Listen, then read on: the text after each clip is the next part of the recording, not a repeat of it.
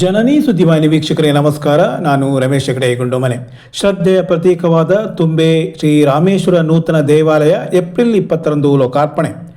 April 19ರಂದು ಯಕ್ಷ ಪ್ರವೀಣ ವೇದಿಕೆಯಿಂದ ತುಳಸಿ ಜಲಂಧರ ಯಕ್ಷಗಾನ ಅಭಿನಂದನೆ.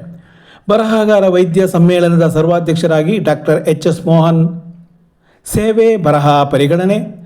ಏಪ್ರಿಲ್ 18ರಂದು ಪರಿಣಿತಿ ಕಲಾಕೇಂದ್ರದಿಂದ ವರ್ಷೋತ್ಸವ ನಗರಸಭಾ ರಂಗಮಂದಿರದಲ್ಲಿ ಸಂಜೆ 5:30ಕ್ಕೆ ಉದ್ಘಾಟನೆ. ಆಧ್ಯಾತ್ಮಿಕವಾದ ಜನಜೀವನವಿರುವ ಭಾರತ ದೇಶದಲ್ಲಿ ದೇವಸ್ಥಾನಗಳಿಗೆ ಹಿಂದಿನಿಂದ ಇಂದಿನವರೆಗೂ ಪ್ರಮುಖ ಸ್ಥಾನ ಕಲ್ಪಿಸಿರುವುದು ಎಲ್ಲರಿಗೂ ತಿಳಿದ ವಿಷಯ. ಹಿಂದೆ ರಾಜರ ಆಡಳಿತ ಇದ್ದಾಗ ಸ್ವತಃ ರಾಜರೇ ಪ್ರತಿ ಊರಿನಲ್ಲಿಯೂ ದೇವಸ್ಥಾನಗಳ ನಿರ್ಮಾಣ ಕೈಗೊಂಡು ಜನರ ನೆಮ್ಮದಿಯ ತಾಣವಾಗಿಸಿರುವುದು ಈಗ ಇತಿಹಾಸ. ಇಂದಿನ ಪ್ರಜಾಪ್ರಭುತ್ವ ವ್ಯವಸ್ಥೆಯಲ್ಲಿ ಆ ರೀತಿಯಾಗಿರುವ ವಿಷಯಗಳು ಅಪರೂಪ. ಆದರೆ ದೇಶದ ಜನರಲ್ಲಿ ಮಾತ್ರ ನಂಬಿಕೆಗಳು ಇಂದೂ ಬದಲಾಗಿಲ್ಲ. ಇದರ ಪರಿಣಾಮ ಈಗಲೂ ಶಿಲಾಮಯವಾದ ದೇವಸ್ಥಾನಗಳ ನಿರ್ಮಾಣ ಮಾಡುವ ಆಸಕ್ತಿ ಮತ್ತು ಶ್ರದ್ಧೆ ಜನರಲ್ಲಿದೆ. ಇದಕ್ಕೆ ಸಾಕ್ಷಿ ಎನ್ನುವಂತೆ ಪ್ರತಿ ವರ್ಷವೂ ನಮ್ಮ ಸುತ್ತಮುತ್ತಲೂ 10 ದೇವಾಲಯಗಳ ನೂತನ ನಿರ್ಮಾಣ ನಡೆಯುತ್ತಲೇ ಇರುತ್ತದೆ. ಹೌದು, ಇತಿಹಾಸ ಗರ್ಭದಲ್ಲಿ ಸೇರಿ ಹೋಗಿದ್ದ ಶಿಥಿಲವಾದ ತುಂಬೆ ಬೆಂಕಟವಳ್ಳಿ ಗ್ರಾಮದ ಶ್ರೀ ರಾಮೇಶ್ವರ ದೇವಸ್ಥಾನದ ಸುಂದರ ಹಾಗೂ ಭವ್ಯ ನೂತನ ನಿರ್ಮಾಣವನ್ನು ಗಮನಿಸಿದಾಗ ಜನರ ಶ್ರದ್ಧೆ ಭಕ್ತಿ ನಂಬಿಕೆಗಳಿಗೆ ಪುಷ್ಟಿ ನೀಡುತ್ತದೆ. ಸುಮಾರು 250-300ಕ್ಕೂ ಹೆಚ್ಚು ವರ್ಷಗಳ ಇತಿಹಾಸವಿರುವ ರಾಮೇಶ್ವರನ ಈ ನೆಲೆ ಕಾಲನ ಪ್ರವಾಹದಲ್ಲಿ ಶಿಥಿಲಾವಸ್ಥೆಗೆ ತಲುಪಿತ್ತು. ಸುತ್ತಮುತ್ತಲಿನ ಪರಿಸರದಲ್ಲಿರುವ ಪ್ರಮುಖ ದೇವಾಲಯಗಳಲ್ಲಿ ಒಂದಾಗಿರುವ ಈ ದೇವಾಲಯವು ಶಾಸ್ತ್ರೀಯ ನವೀಕರಣದ ಸೌಭಾಗ್ಯದಿಂದ ವಂಚಿತವಾಗಿತ್ತು. ಆದರೆ ಏಕೋ ಈ ಊರಿನ ಜನರಿಗೆ ತಮ್ಮೂರು ದೇವಸ್ಥಾನ ಸರಿಯಿಲ್ಲ ಎನ್ನುವ ಅರಿವು ಬರುತ್ತಿರುವಂತೆಯೇ ಹೊಸನಗರ ರಾಮಚಂದ್ರಾಪುರ ಮಠದ ಶ್ರೀ ರಾಘವೇಶ್ವರ ಭಾರತಿ ಸ್ವಾಮೀಜಿಯವರ ಮಾರ್ಗದರ್ಶನದಲ್ಲಿ ಅಷ್ಟಮಂಗಲ ಚಿಂತನೆ ನಡೆಸಿ ಪರಿಹಾರ ಕೊಂಡುಕೊಂಡರು ಮತ್ತು ಶ್ರೀ ರಾಮೇಶ್ವರ ಸೇವಾ ಪ್ರತಿಷ್ಠಾನ ಟ್ರಸ್ಟ್ ಸ್ಥಾಪಿಸಿ ನೂತನ ದೇವಾಲಯದ ಕಾರ್ಯಕ್ಕೆ ಮುಂದಾದರು.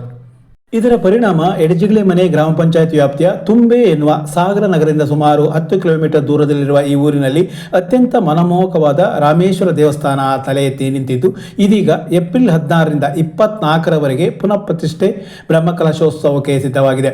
ಆಧ್ಯಾತ್ಮಿಕ ನಂಬಿಕೆಯುಳ್ಳ ತುಂಬೆ ಬೆಂಕಟವಳ್ಳಿ ಗ್ರಾಮಸ್ಥರು ಹಠ ತೊಟ್ಟು ಕಟಿಬದ್ಧರಾಗಿ ನಿಂತು ಹೊಸದಾದ ಶಿಲಾಮಯ ದೇವಾಲಯವನ್ನು ಕೋಟಿಗೂ ಹೆಚ್ಚು ವೆಚ್ಚದಲ್ಲಿ ಪುನರ್ ನಿರ್ಮಿಸಿದ್ದಾರೆ. ಗ್ರಾಮದ ಜನ ಒಗ್ಗಟ್ಟಾದರೆ ಯಾವ ದೊಡ್ಡ ಬಜೆಟಿನ ಕೆಲಸವನ್ನಾದರೂ ಮಾಡಲು ಶಕ್ಯ ಎನ್ನುವುದಕ್ಕೆ ಇದು ಸಾಕ್ಷಿಯಾಗಿದೆ.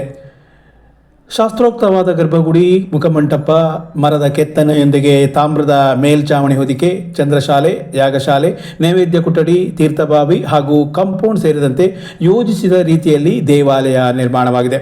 ರಾಮೇಶ್ವರ ದೇವಸ್ಥಾನದ ನೂತನ ಶಿಲಾಮಯ ಗರ್ಭಗುಡಿ ಮತ್ತು ಸುತ್ತು ಪೌಳಿ ಲೋಕಾರ್ಪಣೆ, ಪುನಃ ಪ್ರತಿಷ್ಠೆ ಹಾಗೂ ಬ್ರಹ್ಮಕಲಶೋತ್ಸವ ಏಪ್ರಿಲ್ 16ರಿಂದ 24ರವರೆಗೆ ನಡೆಯಲಿದೆ.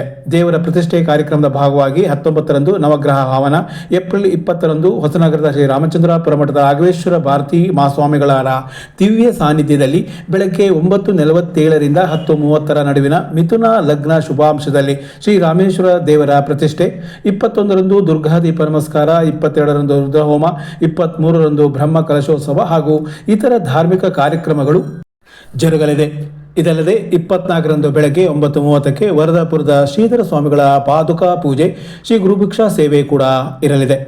ಹಾಗೂ 16ರಿಂದ ಪ್ರತಿದಿನವೂ ಸಂಜೆ ಸಾಂಸ್ಕೃತಿಕ ಕಾರ್ಯಕ್ರಮಗಳು ನಡೆಯಲಿದ್ದು 24ರಂದು ಶ್ರೀ ರಾಜರಾಜೇಶ್ವರಿ ಕೃಪಾಪೋಷಿತ ವಂಶವಾಹಿನಿ ಯಕ್ಷಮೇಳ ಇವರ ಸಂಯೋಜನೆಯಲ್ಲಿ ಯುವ ಭಾಗವತ ಸೃಜನ್ ಗಣೇಶ್ ಹೆಗಡೆ ಅವರ ಗಾನ ಸಾಹಿತ್ಯದಲ್ಲಿ ಅತಿಥಿ ಕಲಾವಿದರ ಕೂಡುವಿಕೆಯಲ್ಲಿ ಭೂ ಕೈಲಾಸ ಎಂಬ ಯಕ್ಷಗಾನ ಪ್ರದರ್ಶನ ಕೂಡ ಹಮ್ಮಿಕೊಳ್ಳಲಾಗಿದೆ. ಈ ಎಲ್ಲ ಕಾರ್ಯಕ್ರಮಗಳಿಗೆ ಹೆಚ್ಚಿನ ಸಂಖ್ಯೆಯಲ್ಲಿ ಭಕ್ತಾದಿಗಳು ಆಗಮಿಸಬೇಕು ಎಂದು ವಿಶ್ವಸ್ತ ಮಂಡಳಿಯ ಅಧ್ಯಕ್ಷರಾದ ಪ್ರಖ್ಯಾತ್ ಸುಬ್ರಾವ್ ತುಂಬೆ ಅವರು ವಿನಂತಿಸಿಕೊಂಡಿದ್ದಾರೆ. ಸಾಗರದ ಯಕ್ಷ ಪ್ರವೀಣ ಕಲಾ ವೇದಿಕೆಯ ವಾರ್ಷಿಕ ವಿಶೇಷವಾಗಿ ಅಭಿನಂದನೆ ಮತ್ತು ಯಕ್ಷಗಾನ ಪ್ರದರ್ಶನ ಕಾರ್ಯಕ್ರಮ ಏಪ್ರಿಲ್ 19ರಂದು ಸಂಜೆ 5:30ಕ್ಕೆ ಕುಡುಪಲಿ ಸದಾನಂದ ಸ್ವರಾಲಯದಲ್ಲಿ ಏರ್ಪಡಿಸಲಾಗಿದೆ. ನಗರಸಭಾ ಮಾಜಿ ಸದಸ್ಯ ಕೆ.ಆರ್. ಗಣೇಶ್ ಪ್ರಸಾದ್ ಕಾರ್ಯಕ್ರಮ ಉದ್ಘಾಟಿಸಲಿದ್ದು ಹಿರಿಯ ಯಕ್ಷಗಾನ ಕಲಾವಿದ ಬಿ.ಎಸ್. ಗಣಪತಿ ಬೆಳೆಯೂರು ಅವರನ್ನು ಸನ್ಮಾನಿಸಲಾಗುವುದು. ನಂತರ ಸಂಸ್ಥೆಯ ವಿದ್ಯಾರ್ಥಿಗಳಿಂದ ತುಳಸಿ ಜಲಂಧರ ಎಂಬ ಪ್ರಸಂಗದ ಪ್ರದರ್ಶನ ಇರುವುದಾಗಿ ಯಕ್ಷಗುರು ವೀಣಾ ಪ್ರಸನ್ನ ಕುಮಾರ್ ತಿಳಿಸಿದ್ದಾರೆ.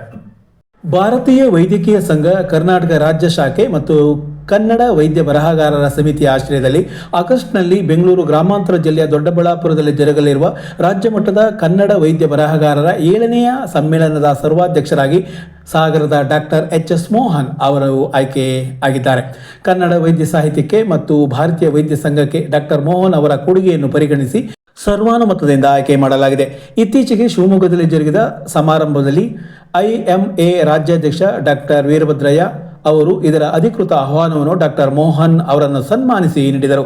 ಈ ಸಂದರ್ಭದಲ್ಲಿ IMA ರಾಜ್ಯ ಸಂಘಟಕದ ಉಪಾಧ್ಯಕ್ಷ ಡಾಕ್ಟರ್ ಅಣ್ಣಯ್ಯ ಕುಲಾಲ್, ಶಿವಮೊಗ್ಗದ IMA ಅಧ್ಯಕ್ಷ ಡಾಕ್ಟರ್ ರವೀಶ್, ಕಾರ್ಯದರ್ಶಿ doctor Shubhrata, doctor KR Sridhar, doctor Vinay Srinivas, Karnataka ಸಂಘದ ಶಿವಮೊಗ್ಗದ ಅಧ್ಯಕ್ಷ ಶಂಕರ್ ನಾರಾಯಣ್ ಶಾಸ್ತ್ರಿ ಇವರು ಉಪಸ್ಥಿತರಿದ್ದರು.